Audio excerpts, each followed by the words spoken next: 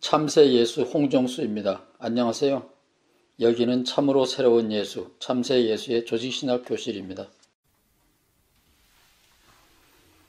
안녕하세요. 참새 예수 홍정수입니다. 우리는 아직도 여기에 있습니다. 2항 예수 질문 첫 번째 질문입니다. 2항의 첫 번째 질문, 예수가 죽었다가 살아났나요? 교회에서는 자꾸 그런 말 하는데 우리는 그것을 질문을 바꾸어서 예수님이 다시 살아났다고 교회가, 성경이 자꾸만 말하고 있는데 그 말 뜻이 무엇인가요? 그렇게 말하는 사람들은 무엇을 생각하고 그런 말을 했을까요? 질문을 이렇게 바꾸었고 그것에 대하여 조금씩 대답을 하고 있습니다. 그 주제를 다루고 있는 성경을 읽어가고 있습니다. 조금 더 읽으셔야 예수님이 부활하셨다라는 신약성서의 말이 아하 이런 거구나 이해가 될 겁니다. 조금만 기다려 주세요. 우리가 교회에서 제일 잘 알고 있는 것은 세 개의 십자가, 이 가운데 있는 것이 예수님의 십자가입니다. 예수님의 오른쪽 있는 강도는 천국 같다, 이렇게 말하고 있는 복음서가 있고, 왼쪽에 있는 강도도 오른쪽에 있는 강도도 모두 함께 멸망했다, 이렇게 기록하는 성경이 세 곳이나 됩니다. 교회가 제일 잘 기억하고 있는 십자가 사건은 요한복음 3장 16절이죠. 여러분 너무나 잘 아는 성경 구절입니다. 하나님이 세상을 이처럼 사랑하사 아들, 외아들, 하나밖에 없는 외아들을 주셨으니 이는 그를 믿는 자마다 멸망하지 않고 영생을 얻게 하려 하심이니라. 이 성경 구절은 한국에서도 유명한데 전 세계적으로 모든 기독교인들이 가장 사랑하는 성경 구절 중에 하나일 거예요. 제가 좋아하는 햄버거입니다. 미국 서부에서만 판매되고 있는 싱싱한 햄버거인데 인앤아웃이라는 회사가 팔고 있습니다. 프렌치 프라이 정말 맛있습니다. 햄버거 맛있습니다. 싱싱합니다. 제가 인앤아웃을 좋아하는 거는 맥도날드에 가면은 주문하는 게 너무 어려워요. 메뉴가 너무 많아요. 인앤아웃 가면은 메뉴가 1, 2, 3, 4, 옛날에는 3개였는데 하나 늘어난 것 같아. 1번, 2번, 3번 그러면 끝이에요. 피클도 갖다 먹을 수도 있고요. 동양 사람들을 위해서 이렇게 음료수를 시키면 그 음료수 밑바닥에 뒤집으면 요한복음 3장 16절이 기록되어 있습니다.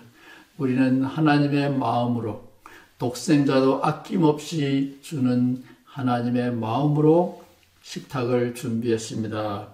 미국의 서부에서 대표적인 햄버거 가게 인앤아웃이라고 하는 가게의 캐치프레이즈입니다.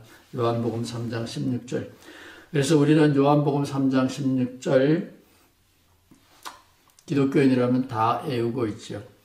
이 예수님의 십자가의 사건을 만든 근본적인 배경 주인은 하나님이다. 성부 하나님이다. 그래서 예수님은 하나님의 뜻에 복종하여 십자가를 졌다. 우리는 이렇게 알고 있는데 이 요한복음은 십자가를 그런 십자가로 이해하지 않습니다. 그거는 주제가 다른 곳으로 가기 때문에 생략하겠습니다. 그럼에도 불구하고 모든 기독교인들은 요한복음 3장 16절처럼 예수님의 십자가와 부활을 이해하고 있습니다. 이것은 좀 문제가 심각한 성서 이해입니다. 우리는 지금 예수님께서 죽었다가 살아났나요? 하는 질문을 진지한 신앙인이 했고 그 질문에 대하여 제가 답변을 하고 있습니다. 조직신학자요 목회자로서 제가 답변을 하고 있습니다. 십자가와 부활은 동전의 양면처럼 하나의 사건인데 앞면과 뒷면이 있다, 이렇게 볼 수도 있습니다. 이 두 개의 사건은 붙어 다니는 하나의 사건입니다. 십자가와 부활은 별개의 사건이 아닙니다. 성경에서는 그걸 꼭 기억하시기 바랍니다. 예수의 십자가와 부활은 일반적으로 죽음에 대한 공포 때문에 기독교인들이 심각하게 다루는 것이 아니고, 이사야서나 다니엘서가 인생이 가야 되는, 당하는, 피할 수 없는 죽음에 대해서 질문하는 것이 아니고, 이사야서나 다니엘서나 복음서가 다루고 있는 십자가는 일반적인 죽음이 아니라 외부의 강권에 의하여, 외부의 폭력에 의하여 희생당한 억울한 통곡과 죽음입니다. 이 점을 기억하셔야 됩니다. 기독교가 왜 그렇게 예수의 십자가, 부활 이런 얘기를 자꾸 하느냐? 자연적인 재해로 인한 죽음, 천수를 다 누리다가 가는 자연사, 그런 죽음이 아니라 젊은 날에 요절하여 억울하게 외부의 강권, 폭력, 전쟁에 의하여 희생당한 통곡하는 억울한 한 맺힌 죽음이고, 따라서 하나님의 정의가 살아있느냐, 우리를 보호하겠다고, 우리를 지켜주겠다고 약속하신 여호와 하나님이 지금 우리와 함께 계시냐, 임마누엘에 대한 질문입니다. 일반적인 죽음에 대한 질문이 아닙니다. 이거에 대해서 오해가 없어야 되고, 이것이 가장 중요한 질문입니다. 우리는 일반적인 죽음을 걱정하고 죽음에 대한 해답을 찾으려고 하여 부활을 이야기하는 것이 결코 아닙니다. 통곡하는 죽음, 한 맺힌 죽음, 구천을 떠돌아다니는 원한 맺힌 죽음을 이야기하고 있고, 그거에 대한 대안으로 다니엘서를 읽었지요. 이사야서도 읽었습니다. 이사야서 65장에 이런 말이 있습니다. 신천지가 오면 우는 소리와 부르짖는 소리가 다시는 들리지 않는다. 죽음이 없는 게 아니에요. 사람의 수하는 충분히 길다. 노동의 대가는 내가 다 누린다. 내가 지은 집에서는 빼앗기지 않고 끝까지 산다.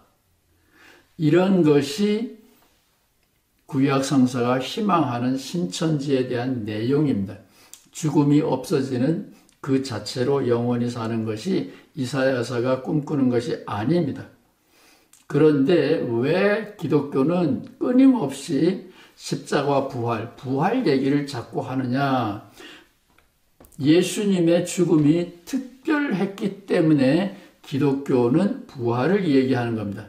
예수님이 십자가에 달려 돌아가시지 않았다면 부활은 아무 의미가 없습니다. 예수님께서 부처님처럼 천수를 누리다가 평안히 80세에 가셨다면 부활은 넌센스입니다. 아무 의미가 없습니다. 십자가와 부활에 대한 이야기를 하려면 신명기 22장 22절을 꼭 기억하셔야 성경을 이해할 수 있습니다. 넷이다! 그런데 막 우산을 찾는다. 정신 나간 거예요? 아니에요. 4시 되면 사랑하는 님이 버스 종점에서 나를 기다리고 올 건데, 일기예보에 의하면 오늘 4시부터 비가 온다 그랬어요. 따라서 4시다! 그러니까 불이 나게 우산을 준비해서 버스 정류장으로 간다. 4시다! 우산을 챙겨서 버스 정류장으로 간다. 이게 말이에요. 전후 문맥이 있잖아요. 십자가와 부활을 왜 자꾸 얘기하느냐?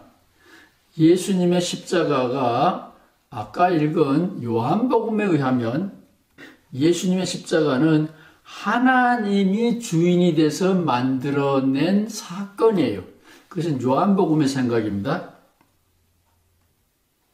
그러나 다른 성서에 보면 십자가는 나무에 달린 자는 하나님의 저주를 받은 죽음입니다. 이해가 되십니까? 그래서 부활을 자꾸 얘기하는 거예요. 예수님께서 억울하게 희생당했다. 억울하게 감옥에서 옥살이했다. 그것도 억울하죠. 억울하게 총살당했다. 그것도 억울하죠. 그런데 하필 나무에 달려 죽었다라는 것은 하나님의 저주를 받은 죽음입니다. 이것이 신명기 21장의 이야기고 사도행전도 알고 있고 바울 선생님도 알고 있어요. 신명기 구약 성서를 알고 있고 그래서 나무에 달려 죽는 죽음은 하나님의 저주를 받은 거고 사도행전은 그랬어요. 요한복음은 십자가는 하나님의 업적이지만 사도행전은 당신들이 십자가를 만들었어. 당신들이 예수를 죽였어. 사람이 죽였어. 이 세상에 예수를 죽였어. 그런 겁니다. 요한복음은 하나님이 예수를 죽음 앞으로 내모셨어요. 하나님의 저주를 받는 이 이상한 죽음을 죽게 된 거는 하나님이 시킨 게 아니에요. 세상이 그렇게 만든 거예요. 사도행전 너희가 나무에 달려 죽인 예수를 우리 조상 하나님이 살렸다. 근거 있느냐? 증거가 있느냐? 그것이 부활인데 그 근거, 증거를 좀 더 확실하게 한 것이 너희가 예수님을 십자가에 달려 처형했다. 하나님의 저주를 받은 자의 죽음으로 예수를 처형했다. 하나님의 저주? 마태복음은 답변합니다. 마태복음은 유대인들은 신명기 21장을 알고 있기 때문에 예수 이야기를 하려고 그러면 아니 그 나무에 달려 죽은 사람 말이야? 하나님의 저주를 받은 사람 말이야? 그 사람이 우리의 메시아야? 유대인들은 그렇게 질문할 수밖에 없지요. 스데반처럼 돌에 맞아 죽었다. 그러면 문제가 없어요. 사람은 다 죽습니다. 근데 문제가 없는데 신명기 21장에 나와 있는 대로 나무에 달려 하나님의 저주, 세상의 저주가 아니에요. 하나님의 저주를 받아 죽은 예수를 우리 보고 믿으라 그러냐? 풀어야 돼요. 매듭을 풀어야 됩니다. 그래서 마태복음 27장은 아주 이상한 기록을 해 두었습니다. 낮 12시, 세 번역입니다. 낮 12시부터 어둠이 온 땅을 덮어서 오후 3시까지 계속되었다. 예수께서 큰 소리를 외치고 숨을 거두셨다. 오후 3시겠죠. 그런데 보아라. 정오에서부터 시작해서 오후 3시. 그런데 보아라. 성전 휘장이 위에서부터 아래로 두 폭으로 딱 찢어졌다. 예, 이건 사실은 볼 수 없는 거잖아요. 성전에 들어가는 것은, 지성소에 들어가는 것은 1년에 한 번씩 대제사장만 들어가는 건데, 마태복음 공동체, 마태복음을 기록한 사람은 거기에 들어갈 수가 없어요. 그리고 1년에 한 번 그 속죄 제사를 드리는, 민족 속죄 제사를 드리는 특별한 날이 아니면 대제사장도 거기에 안 들어가요. 따라서 성전 휘장이 위에서부터 아래로 두 폭으로 찢어졌다. 이것은 신앙의 눈으로 본 거예요. 카메라로 본 게 아닙니다. 신앙의 눈으로 본 거예요. 땅이 흔들리고 바위가 갈라지고 그 다음에 무덤이 열리고 잠자던 모든 사람이 아니고 잠자던 갈라디아에서 다니엘서에 있는 대로 잠자던 많은 성도들이 무덤을 열고 일어났다. 많은 사람들이 무덤에 그냥 묻혀 있는데 예수님이 세상에서 숨을 거두는 오후 3시 무덤 문이 뚜껑이 열렸다. 많은 성도들이 일어났다. 일어날 필요가 없는 사람도 있고 일어나야 하는 억울한 죽음을 당한 사람들이 있어요. 이 얘기는 마태가 구약성서 신명기를 잘 알고 있는 구약 배경에서 자라난 유대인들에게 예수님을 믿어야 된다, 예수님은 우리의 메시아다라는 말을 하려면 가장 큰 장애물 1번 뭐예요? 나무에 달려 죽는 저주스러운 죽음. 이 아니고 이 죽음을 하나님은 인정하지 않으셨어. 그래서 십자가여 세상이 예수를 십자가에 못 박는 그 순간 이 불의를 하나님이 심판하셨어. 무덤을 여셨어. 십자가 하나님이 성전 휘장을 찢고 나와서 무덤에서 하나님이 정의를 시행하셨어. 마태복음에만 이런 신비스러운 말이 기록되어 있습니다. 그래야만 나무에 달려 하나님의 저주를 받고 죽는 예수의 죽음이 스캔들이 치욕이 벗겨지는 거예요. 이것이 예수님이 죽었다가 살아났다라는 말을 이해하는데 결정적으로 가장 중요한 이야기입니다. 이것을 꼭 기억하시기 바랍니다. 잠자던 많은 성도들이 일어났다.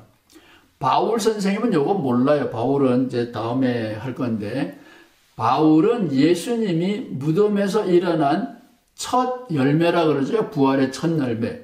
고린도전서 15장에. 그거는 틀린 해석이에요.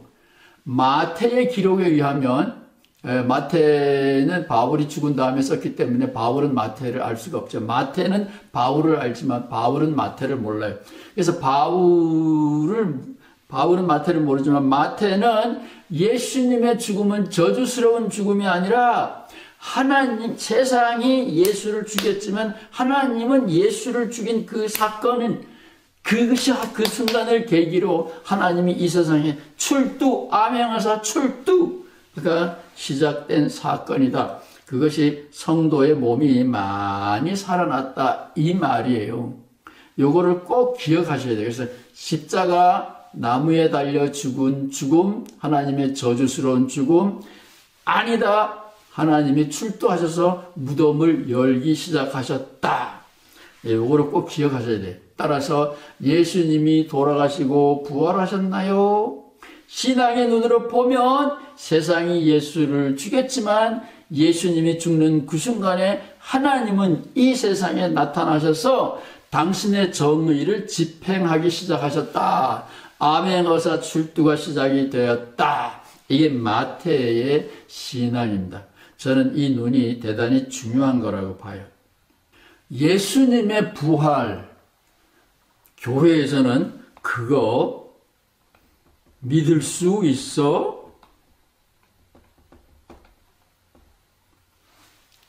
믿어야 돼. 확실하게 믿어야 돼. 부활 사건에 대해서 교회는 믿어야 된다. 믿을 거냐 말 거냐. 이런 얘기를 참 많이 하죠. 미안하지만 예수님의 부활 사건을 제자들은 하나도 안 믿었습니다. 성경에 기록되어 있습니다. 엠마오, 예루살렘에서 예수님이 저주받은 죽음을 죽는 것을 보고 멀리서 보고 남자들은 도망갔기 때문에 모르는데 어쨌든 보고 예수님의 제자들은 부활했다라는 소식을 듣고 며칠을 묵은 것 같아요. 있을 수가 없어. 그리고 집으로 고향으로 돌아가고 있습니다. 캐톨릭에서는 설교가 중심이 아니라 성찬식이 중심이에요. 그래서 똑같은 사건인데 이거는 개신교 그림이고 여기 왼쪽에 있는 것은 캐톨릭의 그림이에요. 이 고향으로 돌아가는 두 예수님의 제자들이 예수님이 살아났다 그러는데 저주받은 자가 어떻게 살아나 그러고 중얼중얼 하면서 가고 있는데 예수님이 성경을 계속 풀어주면서 집에 들어가서 성찬식을 합니다. 이게 성찬식 심부름 하시는 분이고 여기 이제 가운데가 예수님이고 여기에 예수님의 제자 베드로와 야고보일까요? 베드로와 요한일까요?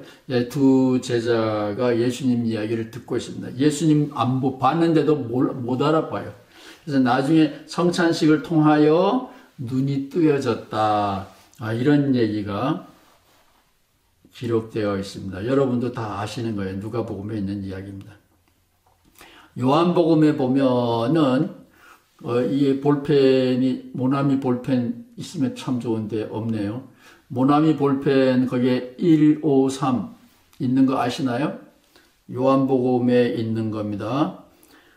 예수님의 제자 7제자 거기에는 베드로와 안드레와 야고보 이렇게 예수님 갈릴리 어부들 7명이 집단으로 고향으로 돌아갔고 고향으로 돌아갔는데 밤새도록 고기를 잡았는데 고기를 못 잡았어요. 예수님이 배 저쪽으로 좀 그물을 던져봐라. 그래서 그물을 오른쪽으로 던졌더니 고기가 153마리 잡혔다. 죄송합니다. 이 가본데 이게 왜 153마리인지 성서학자들은 좀 알려주면 좋겠네요. 이게 한국 사람들 좋아하는 가보예요. 아마 이 요한복음의 공동체가 153명이었는지 무슨 비밀스러운 뜻이 있는지는 모르겠어요. 밤새도록 고기를 잡았는데 허탕쳤는데 예수님께서 저쪽으로 그물을 던져봐라. 그래서 그대로 했더니 153마리가 잡혔고 그때서야 이상하다 관심 갖기 시작했는데 사실은 이때가 아니고 나중에 식탁에 앉아서 떡을 떼고 성찬식을 합니다. 교회를 말하는 거죠. 성찬식을 해요. 그때 눈이 뜨어가지고 아침밥을 먹고 예수님을 알아보기 시작했고 그때 예수님이 내 양을 먹이라 내 양을 먹이라 내 양을 먹이라 그리고 떠나지요. 자, 이해가 되십니까? 예수님의 제자들은 고향으로 돌아갔어요. 자, 고향으로 돌아간 사람들은 신앙이 없을까요? 그럴지도 모르죠. 신앙이 있는 사람들도 있답니다. 이 성경에는 요한복음은 십자가를 스캔들, 하나님의 저주라고 안 보는데 요한복음을 뺀 다른 성경은 예수님의 십자가를 치욕, 부끄러움, 하나님의 저주 이렇게 보고 있죠. 그래서 예수님의 제자들이 부활 이야기를 안 믿고 고향으로 돌아갔다.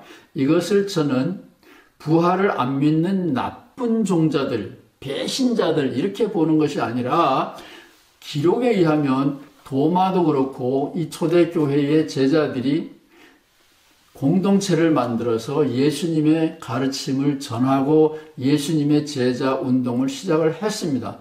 그 근거가 남아 있습니다. 그런데 그런 공동체는 예수님의 십자가와 부활 이야기가 없습니다. 이상한가요? 아니죠. 불교를 생각하시면 됩니다. 부처님께서는 80세까지 사시고 마지막에는 좀 불미스러운 일로 세상을 떠났습니다. 그렇지만 부처님이 어떻게 돌아가셨느냐 하고 상관없이 부처님의 가르침과 생애는 훌륭하기 때문에 불교는 부처님의 마지막 사건에 대해서 말하지 않고도 불교는 건재합니다. 마찬가지로 초대교회에도 예수님의 십자가와 부활을 이야기하는 공동체가 있었고 십자가와 부활은 예수님의 십자가는 세상 녀석들이 만든 거야. 로마 군인들이 만든 거야. 대제사장 그룹들이 만든 거야. 예수님의 가르침하고는 아무 상관이 없어. 십자가를 지시기 전에 3년 동안 갈릴리에서 많은 사람들을 이미 구원을 했고 예수님에게 구원을 받은 사람들은 할렐루야 찬양을 했어. 이 할렐루야 사건이 계속되게 하는 것이 우리 교회의 미션, 과제야. 십자가와 부활은 얘기할 필요가 없어. 이런 공동체가 이루어졌다는 증거가 남아있기 때문에 엠마오로 돌아가던 제자들이나 고향으로 돌아간 베드로와 그 친구들을 저는 부활을 안 믿는 나쁜 배신자들, 저는 이렇게 안 봐요. 예수님의 생애와 가르침이 중요한 겁니다. 그러나 유대교의 정신, 유대교의 경전, 구약 성서를 아는 사람들 입장에서 보면 부활, 십자가라고 하는 이 끔찍스러운 죽음 때문에, 하나님의 저주받은 죽음 때문에 이 저주를 풀지 않으면 예수님에 대한 이야기는 완성되지 않는다라고 볼 수가 있죠. 그래서 부활 이야기가 나오는 겁니다. 지금까지 이야기를 정리하면 세 토막으로 나눌 수가 있어요. 믿을 수가 없다, 귀향한 제자들이 많이 있습니다. 그러나 그들이 예수님을 버림은 아니다라고 저는 조심스럽게 고집하고 싶어요. 예수님의 십자가를 말하고 싶지 않은 것뿐이에요. 예수님의 십자가가 저주받은 죽음이 아니라면 예수님의 생애는 여전히 의인의 생이었기 때문에 십자가가 중요한 게 아니라면 부활도 믿거나 말거나 이야기거리가 안 됩니다. 그것이 Q복음서, 도마복음서의 이야기 신앙이라고 보시면 돼요. 마태복음의 입장에 보면 십자가는 세상 사람들의 눈에 보이는 하나님의 저주고 하나님은 참을 수가 없기 때문에 휘장을 찢고 직접 내려와서 무덤을 열었어. 표적을 나는 보았어. 마태는 신앙으로 읽었어요. 따라서 마태에게는 십자가는 하나님이 출두하는 아명하사 출두의 사건이 되는데 바울은 이 마태의 기록을, 마태의 신앙을 전혀 모르고 있습니다. 그 다음에 누가복음이나 요한복음 끝부분에 보면 예수님이 누군지를 알아보는 것은 카메라로 이렇게 찍어가지고 예수님 무덤에서 살아났네, 부활하셨네, 봐, 이게 아니고 신앙의 눈으로만 볼 수 있어요. 그래서 예수님이 살아나셨다, 그게 아니라 예수님과 함께 밥을 먹고 예수님이 풀이해주는 성경 이야기를 듣고 인생을 어떻게 살아야 될지 삶의 이야기를 들을 때 예수님이 보였다, 그런 겁니다. 그것을 신학적으로는 기적이 아니라 표적이라 그래요. 표적은 하나님의 사건이라고 판단하는 능력이 있는 사건입니다. 기적은 카메라로 찍을 수 있어요. 신앙이 있든지 없든지 누구나 찍을 수 있습니다. 그러나 표적 그러면 그것은 하나님의 흔적이구나, 하나님의 손가락이구나, 하나님의 발자국이구나, 하나님을 알아보는 것을 표적이라 그럽니다. 따라서 십자가는 세상 사건이기도 하고 표적이기도 합니다. 그것이 마태가 보는 십자가와 마태복음 27장에 있는 예수님이 십자가에 달려 돌아가시는 그 순간에 예수님보다 먼저 무덤이 열리기 시작했다라는 말의 진의입니다. 부활, 십자가 그렇게 쉬운 게 아니죠. 이제 다음에는 이제 바울 선생님의 이야기를 해보려고 그럽니다. 고생 너무 많으셨어요. 머리에 쥐날라 그러죠. 좀 편안하게 쉬셨다가 또 뵙겠습니다. 감사합니다.